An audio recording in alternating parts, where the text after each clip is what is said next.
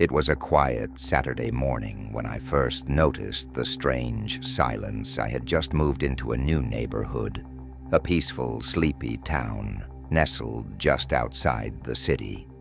The kind of place where the biggest worry is how fast the local grocery store will run out of milk on a Sunday.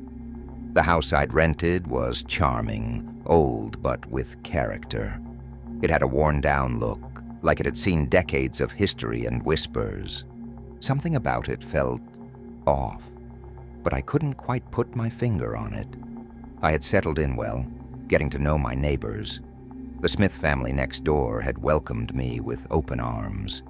Their house was always lively, kids running around, the sound of a dog barking, and the occasional laughter drifting through the windows.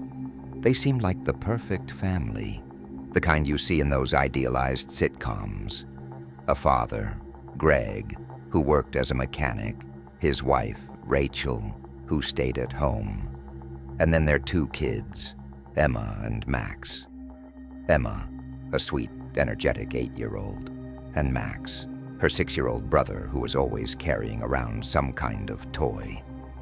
I'd only been there for a couple of weeks when I began noticing the oddities. It started with Emma. One morning I saw her standing in the front yard, staring at the street with an eerie stillness. Her eyes were wide, fixed on something I couldn't see. She didn't seem to blink. I waved at her from across the street, but she didn't respond. At first I thought it was nothing, just a kid being a kid, maybe daydreaming. But then the next day, I saw her again, standing in the same spot, with the same vacant expression. This time, I felt a twinge of unease. I tried to brush it off. After all, kids can get lost in their thoughts. But the strange behavior didn't stop. It grew more persistent. One evening I noticed the entire family was gathered around their front porch, having dinner. They weren't talking. They were just sitting there, eating. No laughter, no conversation, nothing. The stillness was suffocating. Even the dog, who was usually barking at the neighbor's cat, was silent. I thought maybe they were just having a quiet evening, but it was unsettling all the same. My mind wandered back to Emma, standing in the yard, staring at nothing. The next day, I decided to stop by the Smiths' house. Maybe they had just been having a strange day, I told myself. I knocked on the door, expecting one of the kids to answer, or maybe Rachel. Instead, Greg opened the door, looking a little disheveled. His eyes were tired, as though he hadn't slept in days. "Hey, Greg, everything okay?" I asked, trying to be casual. He smiled, but it didn't quite reach his eyes. "Yeah, all good. Just been a busy week." His voice sounded strained. I nodded, but something about his response felt forced. I couldn't shake the feeling that there was something he wasn't telling me. Later that evening, after dinner, I went for a walk around the block. I needed to clear my mind. As I passed by the Smiths' house, I noticed something even stranger. The house was dark. All the lights were off, and there was no movement inside.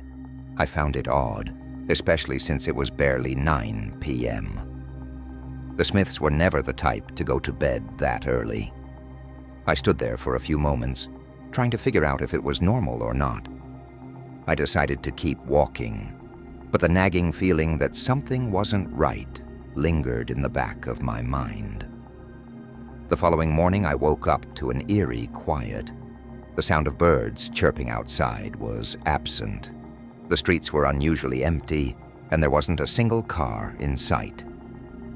I glanced across the street at the Smiths' house, expecting to see some sign of life. But the blinds were closed and the front porch was still. I felt a strange chill crawl up my spine. Something didn't feel right. I decided to knock again, this time hoping to speak with Rachel. Maybe she had some kind of explanation for the odd behavior. When no one answered the door, I decided to try calling them. The phone rang 3 times, but then it went to voicemail. That's when I started feeling uneasy. It wasn't like them to be unreachable. I walked around the back of the house to see if maybe they were in the yard, but nothing. No dog, no kids playing. It was as if the entire family had vanished into thin air. Panic settled in. I walked down the street, knocking on the doors of a few neighbors, hoping someone knew what was going on. No one had seen them either. Some had noticed the strange silence. Others mentioned that they hadn't seen the kids in a couple of days. No one seemed to know where they had gone. That's when I called the police. When they arrived, they did a thorough search of the house. There was no sign of a struggle, no broken windows, no forced doors. It was as if the family had packed up and left in the middle of the night, leaving everything behind. Their clothes were still in the closets, the kids' toys were scattered around the living room, and even the family dog was missing. The police couldn't find any evidence of foul play, but they had no answers either. There was no sign of where they'd gone, no clues as to why they had disappeared. Days passed, and the mystery only deepened. I tried asking around again, but no one had any information. It was like the Smith family had just evaporated, leaving only unanswered questions in their wake. I couldn't shake the feeling that something was off about the whole situation. The unsettling silence, Emma's strange behavior, the way Greg's smile never reached his eyes. It was all connected, but I couldn't figure out how. I kept thinking back to the phone call Greg had answered the other day. His eyes had looked tired, like he had been hiding something. Was it guilt? Was there more to their disappearance than anyone was letting on? A week later, I found something in my mailbox. It was a single sheet of paper folded neatly. It had no return address, just a message scrawled in hurried handwriting. They didn't leave. They're still here, waiting for you. Don't trust the house. The hair on the back of my neck stood up. I didn't know what to make of it, but it felt like a warning. Something was wrong, dangerously wrong. I tried to tell myself it was just a prank, but the more I thought about it, the more I realized that the house was still holding secrets. It had been abandoned for days, but something in it didn't feel abandoned. It felt like it was alive, like something was waiting for me. That night, I couldn't sleep. I kept thinking about the message, about the family, about Emma, standing in the yard, staring into nothing, the phone call with Greg, the way he avoided my questions. I decided to go back. I had to know what happened. There had to be something I missed. I grabbed my flashlight, bundled up, and made my way across the street, my heart pounding in my chest. The house loomed ahead of me, dark and silent, just like it had been for days. I crept around the back, trying to ignore the overwhelming sense of dread that clawed at my mind. I reached the back door and noticed something strange. There was a faint light flickering inside. Hesitant, I approached the door and tried the handle. It was unlocked. I pushed it open slowly, the creak of the door sending a shiver down my spine. Inside, everything was just as it had been, but there was a strange smell in the air, like something had been burning. I stepped inside and immediately noticed something I hadn't seen before. A trail of muddy footprints leading from the kitchen to the basement door. My heart skipped a beat. I knew I couldn't go down there, but something pulled me forward, urging me to uncover the truth. Slowly, I descended the stairs, each step creaking under my weight. The basement was colder than the rest of the house. I could barely see anything, but as I fumbled for the light switch, the beam of my flashlight landed on something I wasn't prepared for. A chair in the middle of the room, empty, and behind it, something moving in the shadows. I froze. The hairs on the back of my neck stood on end. Something wasn't right. I couldn't see what it was, but the shadows were shifting, as if someone was watching me. Then I heard it, a whisper, barely audible, but clear enough to make my blood run cold. "You shouldn't have come here." I turned to run, but the door slammed shut behind me. I was trapped, and then everything went black. I gasped, my breath caught in my throat as the darkness swallowed me whole. The basement, once cold and silent, now felt alive with a sinister energy. The air was thick, heavy with dread, and it seemed to press against my chest as I struggled to breathe. The whispering had stopped, but I could still feel the presence, like someone was close, just out of sight. My flashlight flickered, casting fleeting beams of light across the dim space. The shadows seemed to move with each stutter of the light, growing longer, stretching out toward me like twisted fingers reaching from the darkness. My pulse raced as I realized the footsteps I'd heard earlier had stopped. Nothing moved, nothing stirred, but I couldn't shake the feeling that I wasn't alone. I reached for the door, but my hand grasped nothing but air. The door had vanished. I could no longer feel its handle. It was as if the room had shifted, twisted into something unrecognizable. Panic surged through me, my heart pounding as I frantically scanned the room for any sign of escape. I backed away from the center of the room, my flashlight dancing wildly over the walls. Then my eyes locked on to something, a shadow, crouched in the far corner, not moving but watching. I froze, staring at the shape, barely believing what I was seeing. It was a person, barely visible in the dark, but unmistakable. A figure, hunched over, half hidden in the gloom. I didn't dare move, my legs frozen in place as the figure slowly lifted its head. The faintest light from my flashlight revealed its face, a pale, gaunt face. The skin stretched tight over hollow eyes, but the eyes were what haunted me most. They were wide, too wide, unblinking, and glowing faintly, like they were absorbing the light instead of reflecting it. I took a step backward, and the figure followed, its head tilting slightly, as if it was studying me. There was something unnerving about the way it moved, jerky, disjointed, like it didn't quite belong in the world it was occupying. Suddenly, I heard the faintest whisper again, but this time, it wasn't from the figure. It was from somewhere deeper in the basement. I couldn't tell where the voice came from, but it was all around me, filling the space. "Don't leave." My body reacted before my mind could process. I spun around, adrenaline surging through me, and bolted for the stairs. I didn't care where I was going anymore. I just needed to get out of that suffocating darkness. My legs burned with every step, my heart pounding so loudly I thought it would drown out everything else. But as I reached the stairs, the darkness seemed to press closer. The sound of shuffling feet echoed from behind me. It was coming closer, faster now, relentlessly pursuing me. I looked back, and for a split second, I saw the figure's face, clearer now, its mouth opening in a silent scream, its body contorting as it moved toward me. I reached the top of the stairs, but as I tried to open the door, it wouldn't budge. My hand trembled on the doorknob, desperation clawing at me.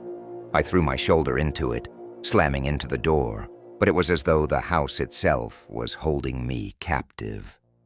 The room behind me was silent now, but I could feel the weight of something watching me. The air thickened again, and I realized there was no way out, not through the door, not through the window. It was as though the house had sealed me in. A low growl reverberated from the basement, and I spun around, my flashlight flickering wildly. In the dim glow, I saw them, More figures, not just one, but several, emerging from the shadows. They were all around me now. I backed into the corner, clutching my flashlight like a weapon, but I knew it wouldn't do any good. The figures moved closer, their eyes glowing faintly, their bodies unnaturally still. I could hear their whispers now, clearer than ever. "Stay with us." I had to get out. I had to, before it was too late. My breath came in ragged gasps, my head spinning. The figures were closing in on me, and I felt something icy touch my shoulder. I screamed and swung my flashlight toward it, but nothing was there. When I turned back, everything had changed. The walls were closing in, the shadows were consuming the room, and the figures, their faces, were all I could see. "You can never leave," they whispered. And just as the cold hands reached for me, everything went black. The next thing I knew, I was back in my bed, drenched in sweat, my heart pounding in my chest. My room was the same, quiet, normal. But the feeling of dread lingered, suffocating, like I hadn't woken up at all. I quickly glanced around, searching for any sign of the figures, but the room was empty. There was no basement door, no shadows. Had it all been a dream? I stood up, my legs shaking, unsure if my mind had just played a cruel trick on me. But something was different. The house felt different. The air was heavier, thicker. The silence was deafening. I walked to the front door, but as my hand touched the handle, I froze. There was something scrawled on the doorframe in smudged, faded ink. "They're still here." The hairs on the back of my neck stood up. I turned slowly, my pulse racing. And then I saw it, Emma. She was standing at the end of the hallway, her eyes wide, her face as pale as the moonlight streaming through the window. "You shouldn't have come back," she whispered. And then everything went dark again. I don't know how much time passed, but when I finally opened my eyes, everything felt different, distant, like I was looking at the world through a foggy lens. The house was still, too still, and for a moment, I wondered if I was still dreaming. Maybe all of it, the basement, the figures, the whispering voices, was just some twisted nightmare. But the feeling in the pit of my stomach told me it was anything but. I sat up slowly, my body aching as though I had been lying down for far longer than I realized. My head spun. I rubbed my eyes, trying to shake off the remnants of whatever this was. But when I glanced around, the first thing I noticed was the door. The front door was open, just a crack, letting the cool breeze of the night air filter into the house. I didn't remember opening it. I never would have. But it was unmistakably ajar, and there was a strange, foreboding light coming from outside. Not the peaceful streetlight glow I was used to, but something harsher, almost unnatural. I stood up shakily, my legs threatening to give out beneath me. Something deep inside me screamed to run, but I ignored it. I had to know what was happening. As I walked toward the door, I hesitated. Every instinct in my body told me to stay inside, to not step into whatever nightmare awaited me out there. But the eerie stillness in the house, the sensation of being watched, was too much to bear. I had to see what was outside. I pushed the door open. The yard was empty, the same as it had always been, but the air was thick, dense with an unnatural quiet. It felt wrong. The street was silent. No cars, no neighbors talking, not even the sound of wind rustling through the trees. The world felt hollow, as if it had been emptied of life. But then I saw it. At the far end of the street, standing just at the edge of the shadows, was Greg. His face was barely visible, but his posture was unmistakable. He stood there, staring at me, unmoving. His figure was shrouded in darkness, his eyes the only thing visible, glowing faintly in the dark, just like Emma's had. I took a step forward, my breath catching in my throat. What was he doing out there? Why was he standing there, staring at me like that? I wanted to call out to him, but I couldn't make a sound. My mouth felt dry, and every step I took felt heavier, as if the very ground was fighting against me. Just as I was about to walk closer, I heard it again, the whisper. "You shouldn't be here." It came from behind me, but when I spun around, no one was there. The sensation of being watched grew stronger. The shadows in the yard seemed to stretch and twist, crawling up the walls of the house as if they were alive. The air grew thicker, suffocating, and I could feel my pulse racing. The world around me started to blur, the edges of my vision darkening. And then the door slammed shut behind me. I spun around, panic flooding through me. I couldn't see the door. There was no door anymore, only darkness. I was back inside the house, but the house wasn't the same. The walls were closing in, the rooms seemed smaller, and the air was heavy with a cold that I couldn't escape. I stumbled backward, trying to find a way out. But the house had shifted. The hallway stretched out endlessly before me, and the shadows, the figures, were everywhere. They were behind every corner, watching me, waiting for me to make the wrong move. Then a voice echoed from somewhere in the darkness, a voice I recognized. "You should have left when you had the chance." It was Rachel's voice, but it wasn't the voice I remembered. It was distant, warped, like it was coming from somewhere far beneath the earth. The voice was hollow, empty. I turned frantically, trying to escape, but the walls closed in faster. The door to the basement was back in front of me, standing wide open, beckoning me. The very place I had tried to leave. The place where I first felt the suffocating presence of whatever was lurking in this house. With a burst of adrenaline, I ran toward the door, but as my hand reached for the handle, I heard something else, a sound that made my blood run cold. "You can never leave." It wasn't Rachel, it wasn't Emma, it wasn't anyone I knew. The voice was coming from the basement, from the darkness below. It was a whisper, a hiss, a promise. The floor beneath me trembled, and I felt a heavy weight pulling me toward the open door. I tried to fight it, tried to turn away, but it was useless. The house was dragging me back into its depths. I stumbled forward, one step after another, as though the house itself was alive, its walls closing in around me, pulling me deeper into the shadows. I heard footsteps, the unmistakable sound of footsteps coming from behind me, slow and deliberate. "Don't go," the voice warned. But it was too late. I was already descending into the darkness, the cold air wrapping around me like a vice. I had no choice now but to keep moving. I reached the bottom of the stairs, and the light from my flashlight flickered out.